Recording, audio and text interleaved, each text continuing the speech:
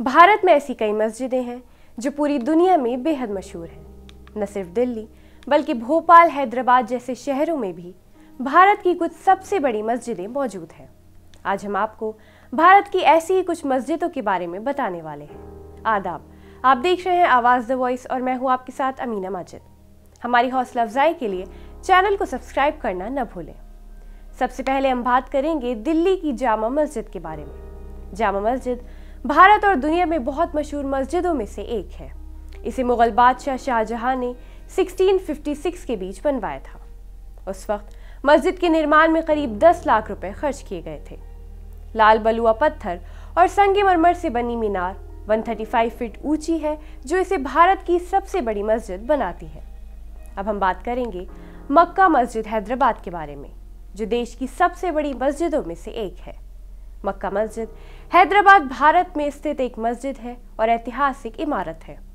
मक्का मस्जिद हैदराबाद के 5वें कुतुब शाही सुल्तान मोहम्मद कुली कुतुब शाह के शासनकाल के दौरान बनवाया गया था। 3 कमानी ग्रेनाइट के टुकड़ों से नक्काशीदार किया गया है, जिनकी खादान के लिए 5 साल लगे थे। इस लिस्ट में अगला नंबर आता है ताजुल मस्जिद का, जो भोपाल में है, जिसे गुलाबी मस्जिद भी कहा जाता है। इस मस्जिद को काफ़ी अलग तरीके से बनाया गया है। इसकी अनोखी बनावट ही इसे देखने में बेहद खूबसूरत और आकर्षक बनाती है। यहाँ आपको कई इस्लामिक शिला और विशाल मीनारें भी देखने को मिलती हैं। अब हम बात करेंगे आगरा की नगीना मस्जिद के बारे में, जो आगरा किले में शाहजहां द्वारा बनाई गई एक मस्जिद है। ये एक दूसरी आकर्षक मस्जिद के पास है, जिसे मोती मस्जिद के नाम से जाना जाता है। इस मस्जिद का निर्माण सफ़ेद आकर्षक संगमरमर से किया गया है। ये खूबसूरत मस्जिद शाही परिवार की महिलाओं के लिए बनाई गई थी। सड़क के नीचे एक आलिशान बाजार चल रहा था, जिसे मीना बाजार के नाम से जाना जाता था, जहाँ से शाही महिलाएं नगीना मस्जिद की बालकनी में खड़ी होकर सामान खरीद सकती थी।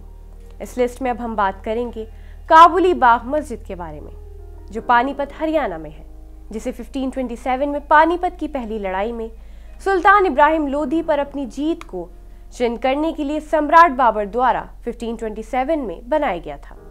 मस्जिद का नाम बाबर की पत्नी काबुली बेगम के नाम पर रखा गया है।